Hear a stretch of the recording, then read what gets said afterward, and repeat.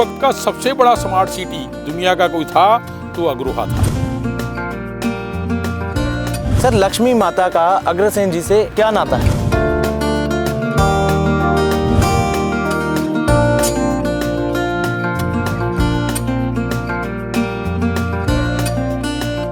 Sir, Agrasen जी ने कभी गीता नु पढ़िया? आज भी अग्र भागवत कथा जो जैमिनी ऋषि ने लिखी आज अशांत दुनिया को कोई शांति प्रदान कर सकता है, तो ये अग्र भागवत कथा के सिद्धांत अग्रसेन जी के सिद्धांत कर सकते हैं।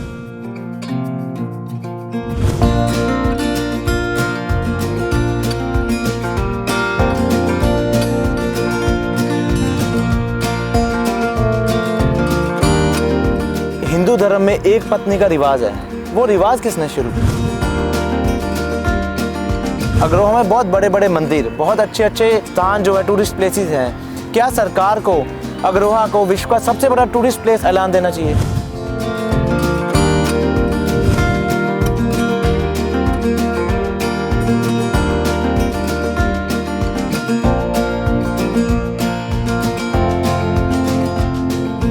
स्काई न्यूज में आपका स्वागत है। मैं कोमल सिंगला। आज हम आपको लेके पहुंचे हरियाणा के क्षेत्र अग्रोहा में।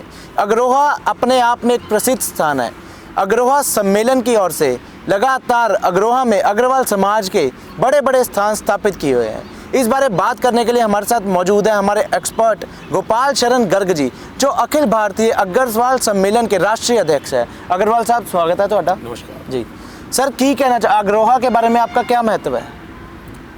अग्रोहा ये बहुत बड़ा धर्म का क्षेत्र रहा। जी द्वापर के बाद जब कलयुग प्रारंभ हुआ जी तो भगवान अग्रसेन जी ने अग्रोहा में ही आद्य महालक्ष्मी की 1100 दिन तक तपस्या कर कर उनको प्रसन्न किया, जी उनसे आशीर्वाद लिया जी और इसको धर्म का केंद्र बनाया। जी उस समय में आज से 5000 वर्ष पूर्व जी अग्रोहा किसी बैकुंठ धाम से कम नहीं था, जी जिसने आज हम स्मार्ट सिटी कहते हैं। जी उस वक्त का सबसे बड़ा स्मार्ट सिटी दुनिया का कोई था तो अग्रोहा था। जी सर, भगवान अग्रसेन जी के बारे थोड़ा की ख्याल है? देखिए, भगवान अग्रसेन जी सूर्यवंशी थे, जी भगवान राम के वंशज थे। जी उनका जन्म द्वापर में हुआ, महाभारत काल में। जी राजा वल्लभ सेन के वो पुत्र थे जी और राजा वल्लभ सेन को भगवान कृष्ण की ओर से जी पांडवों की तरफ से युद्ध करने का निमंत्रण मिला। जी अपने पिता के साथ 15 साल की उम्र में जी उन्होंने पांडवों की ओर से महाभारत का युद्ध लड़ा। जी 18 दिन तक युद्ध में शामिल रहे। धर्म की मर्यादा में रहकर उन्होंने महाभारत का युद्ध जीतने में महत्वपूर्ण भूमिका निभाई। जी क्या रोल रहा अग्रसेन जी का? क्या रोल रहा अग्रसेन जी, क्योंकि वो भगवान विष्णु के अवतारी थे। जी जिस वक्त युद्ध की समाप्ति हुई जी और युधिष्ठिर तमाम राजाओं का धन्यवाद करने लगे, जी जब अग्रसेन जी का नंबर आया जी तो भगवान कृष्ण बीच में बोल पड़े, जी युधिष्ठिर, आप जिनका धन्यवाद कर रहे हैं जी ये कोई साधारण राजा नहीं है। जी मैंने अनेक रूप में अंश अवतार लेकर जी तेरे को ये धर्म का युद्ध, महाभारत का युद्ध जिताया है। जी अब इस महाभारत युद्ध के बाद द्वापर समाप्त हो रहा है, जी कलयुग प्रारंभ होगा और कलयुग में धर्म की स्थापना करने के लिए जी अगर किसी ने अवतार लिया है जी तो उसका नाम भगवान अग्रसेन है। जी अग्रसेन जी जी आप कलयुग में जाकर धर्म की स्थापना करो। जी सर, अग्रसेन जी ने कभी गीता नु पढ़िया? देखिए, महाभारत युद्ध में भगवान कृष्ण ने अर्जुन को गीता सुनाई। जी। अब तक इतिहास यही कहता है। जी और अर्जुन ने गीता सुनकर युद्ध किया। जी एक व्यक्ति और भी था जी जिसका नाम संजय था, जिसने भगवान कृष्ण के मुखारबिंद से गीता सुनी जी और सुनकर धृतराष्ट्र को गीता सुनाई। जी लेकिन उस युद्ध में कोई तीसरा व्यक्ति था जी तो उसका नाम अग्रसेन था। जी क्योंकि जो गीता अर्जुन ने सुनी, जी महाभारत युद्ध के बाद अर्जुन तो हिमालय चला गया, जी संजय स्वर्ग चला गया, द्वापर समाप्त हो गया, फिर कलयुग में गीता कहाँ से आई? जी तो क्योंकि भगवान अग्रसेन जी ने महाभारत के युद्ध में जी भगवान कृष्ण के मुखारबिंद से कही गई गीता के 18 अध्यायों को सुना था जी और अपने जीवन में उनको धारण किया। जी और कलयुग में उन 18 सिद्धांतों को लागू कर कर जी पूरी दुनिया में गीता के सिद्धांतों का प्रचार करने वाला कोई व्यक्ति था जी तो उसका नाम भगवान अग्रसेन था। सर, क्या आप बता पाओगे कि दिवाली वाले दिन महालक्ष्मी की पूजा क्यों की जाती है? देखिए, मैंने कहा कि भगवान कृष्ण ने जी भगवान अग्रसेन जी को आशीर्वाद दिया, जी। जाओ कलयुग में धर्म की स्थापना करो। जी जी जी बिल्कुल। जैसे भगवान राम ने नरलीला की, जी भगवान राम को राज तिलक होना था, जी लेकिन 14 वर्ष का वनवास हुआ। जी इसी तरह वल्लभ सेन के ज्येष्ठ पुत्र होने के नाते महाभारत युद्ध के बाद जी। अग्रसेन जी को भी राज तिलक होना था, जी लेकिन उनके चाचा कुंद सेन ने जी। उनको कारागृह में डाल दिया। जी वहाँ से किसी तरह वो निकल कर गए, वन में गए, वहाँ उनकी गर्ग ऋषि से भेंट हुई जी और गर्ग ऋषि के आग्रह पर उन्होंने आद्य महालक्ष्मी की घोर तपस्या की। जी। सर, लक्ष्मी माता का अग्रसेन जी से क्या क्या नाता है? मैंने बताया कि अग्रसेन जी ने गर्ग ऋषि के कहने से जी 1100 दिन तक एक पांव पे खड़े होकर महालक्ष्मी की पूजा की। जी उन्होंने पूजा विजयदशमी के दिन शुरू की थी, क्योंकि जी। वो सूर्यवंशी थे। जी देशी हिसाब से 360 दिन का एक वर्ष होता है। जी 3 वर्ष में 1080 दिन पूरे हुए। जी दशहरे के 20 दिन बाद कार्तिक की अमावस्या आती है, जी। जिसको हम दिवाली कहते हैं। जी 1100 दिन वाले दिन आद्य महालक्ष्मी ने अग्रोहा में साक्षात प्रकट होकर जी। अग्रसेन जी को आशीर्वाद दिया। जी इसी कारण से दिवाली वाले दिन जी। पूरी दुनिया के लोग आद्य महालक्ष्मी की पूजा करते हैं। सर, अग्रसेन जी को गरीबों का मसीहा क्यों कहा जाता है?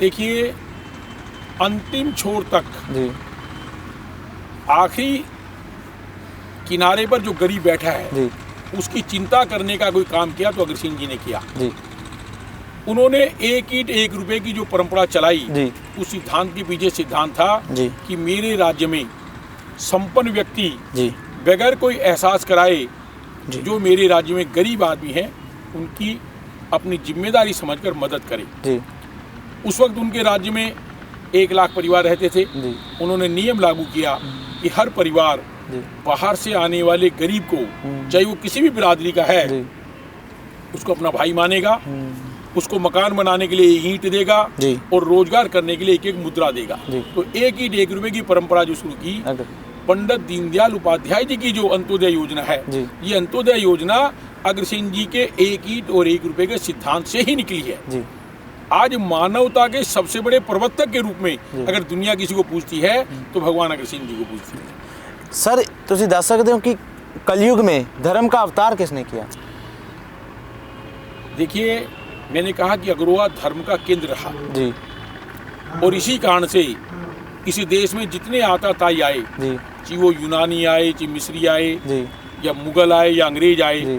उन्होंने हर आने वाले ने अग्रोहा के ऊपर आक्रमण किया। जी अग्रोहा इस दुनिया का धर्म का केंद्र था। जी आद्य महालक्ष्मी ने अग्रसेन जी की तपस्या में प्रसन्न होकर जी उनको 3-3 बार दर्शन दिए, जी। तो केवल अग्रोहा की पवित्र भूमि पे दिए। जी आज मानवता के प्रवर्तक के रूप में, आज गरीबों के मसीहा के रूप में, जी आज जीव मात्र में दया करने के रूप में, जी यज्ञों में पशु बलि पे प्रतिबंध लगाने के लिए नारियल की जो परंपरा शुरू की, परंपरा। वो भगवान अग्रसेन जी ने शुरू की। जी। तो अहिंसा परमो धर्म का सिद्धांत भी जी। अगर कलयुग में कोई पहली बार लाया जी। तो भगवान अग्रसेन जी लाए। तो आज बड़े बड़े संत और ऋषियों ने जी अग्र भागवत के ऊपर रिसर्च कर इस बात को प्रमाणित किया है जी कि गीता के 18 अध्याय के मुताबिक जी। जो अग्रसेन जी के 18 सिद्धांत हैं वो आज भी इस दुनिया में बहुत कारगर है। जी। सर, अग्रोहा की एक चीज़ फेमस है कि 280 जो किले हैं वहाँ पर आज़ादी से पहले मुगलों ने, अंग्रेज़ों ने, सबने बहुत जुल्म किया। उसके बारे में क्या कहोगे आप?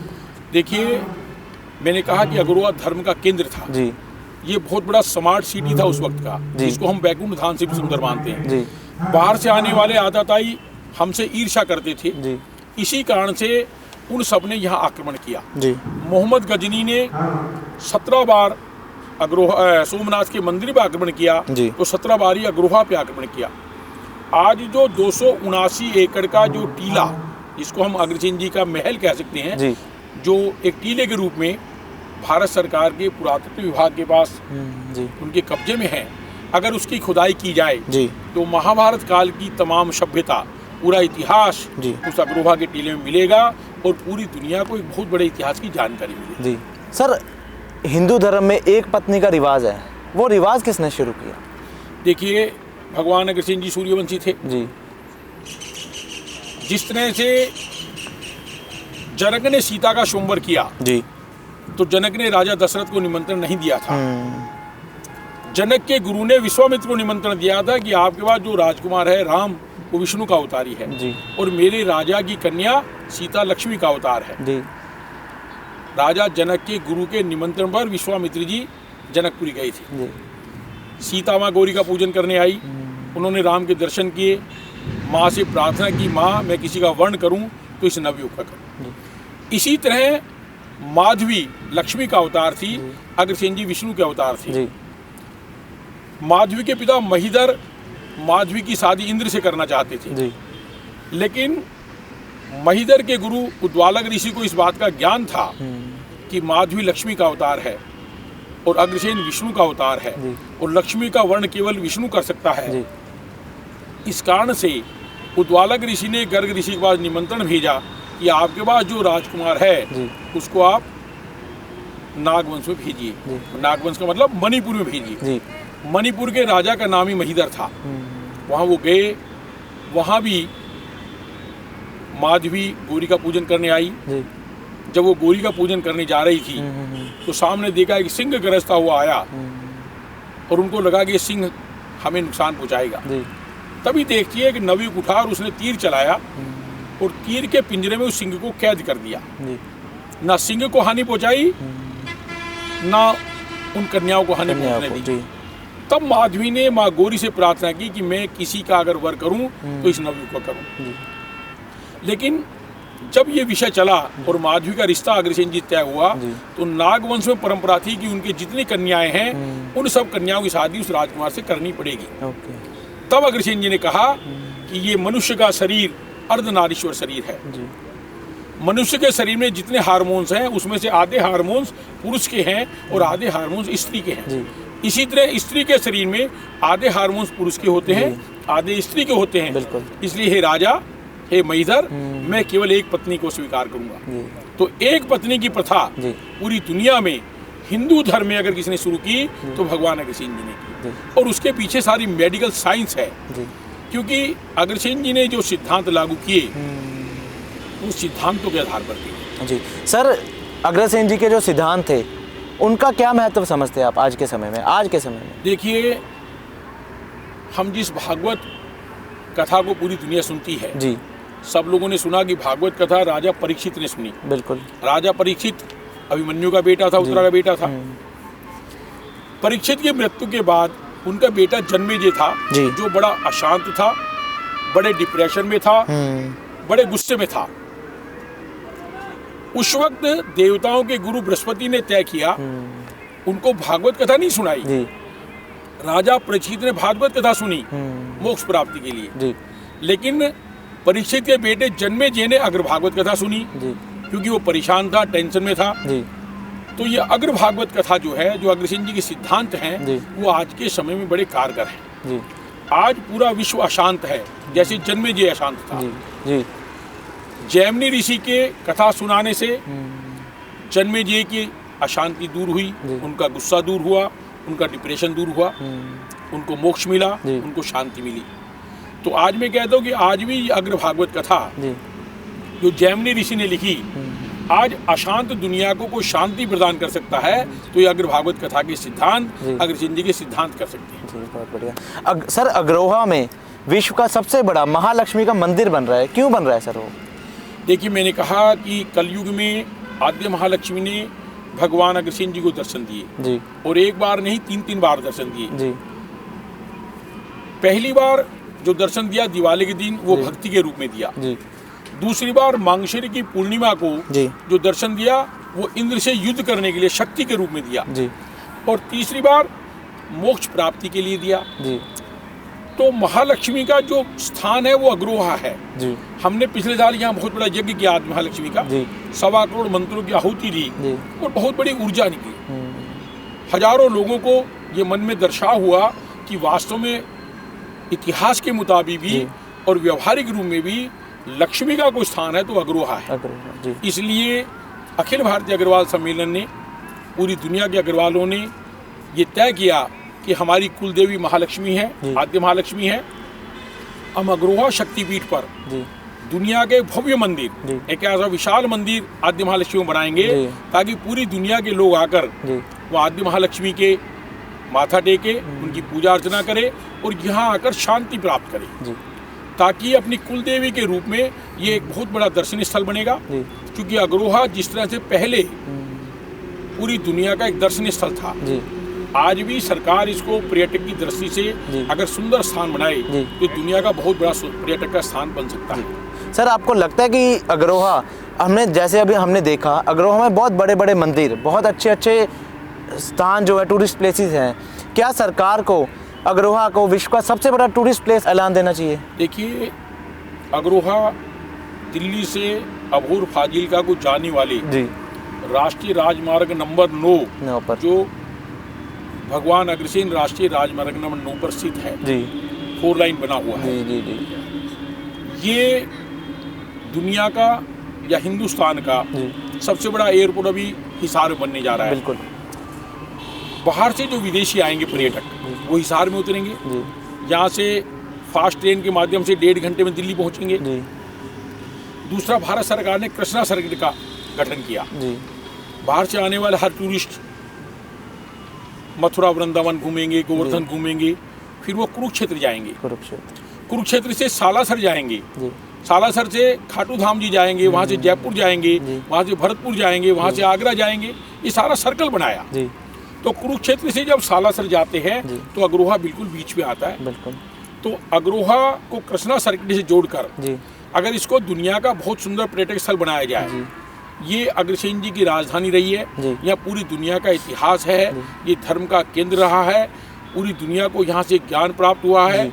और ये कहूँगी गीता के 18 अध्यायों का प्रचार प्रसार भी जी। करने वाले, विश्व को शांति प्रदान करने वाले जी। जब अग्रसेन जी के सिद्धांत हैं, जी तो आज अग्रोहा को अगर पर्यटक स्थल के रूप में बनाया जाए, जी। या कितना बड़ा अग्रोह विभूति स्मारक बना है, बिल्कुल। जहाँ हमने 54 महापुरुषों की मूर्ति लगाई, जी 118 तीर्थों का बहुत बड़ा अग्रोहा शक्तिपीठ बनाया, जी रामजीदास बाजोरिया का बड़ा प्राचीन मंदिर है, यहाँ जी। शीला देवी का मंदिर है, अग्रोहा धाम है, जी एशिया का सबसे बड़ा अग्रोहा मेडिकल कॉलेज है, जी। अभी यहाँ कैंसर हॉस्पिटल बनने वाला है। जी तो इस तरह से अभी तिरुपति धाम यहाँ का निर्माण हो रहा है। जी जी तो ये एक, जिस तरह से वृंदावन में अनेकों मंदिर है, जी आज अग्रोहा में भी पूरी दुनिया के लोग यहाँ दर्शन करने के लिए आते हैं जी और यहाँ आकर बड़ी शांति महसूस करते हैं। जी। तो अगर सरकार इस अग्रोहा को एक भारत का बहुत सुंदर पर्यटक स्थल बनाए, जी। तो मैं समझता हूँ दुनिया का हर पर्यटक जी वो दिल्ली आएगा तो वो अग्रोहा जरूर आएगा। जी वो कहेगा कि मैंने राजघाट में अगर दर्शन किए हैं जी। तो मैं अग्रोहा के दर्शन जरूर करूं। जी बहुत तो बढ़िया। इसलिए अग्रोहा को पर्यटक स्थल बनना चाहिए। जी धन्यवाद। जैसे कि आपने देखा, ये थे हमारे साथ गोपाल शरण गर्ग जी, जिन्होंने जानकारी दी और अग्रसेन जी के बारे में आम लोगों तक, जिनको इस चीज़ की जानकारी नहीं है, उनके पास भी पूरी जानकारी पहुंचाई। और उन्होंने यह भी कहा कि अग्रोहा को सरकार द्वारा जल्द से जल्द देश का सबसे बड़ा पर्यटक स्थल यानी कि टूरिस्ट प्लेस बनाना चाहिए, क्योंकि अग्रोहा में बड़े बड़े मंदिर और बड़े बड़े विश्व के सबसे बड़े बड़े स्थान यहाँ पे मौजूद हैं। कैमरामैन भानु के साथ कोमल सिंगला, स्काई न्यूज़, अग्रोहा।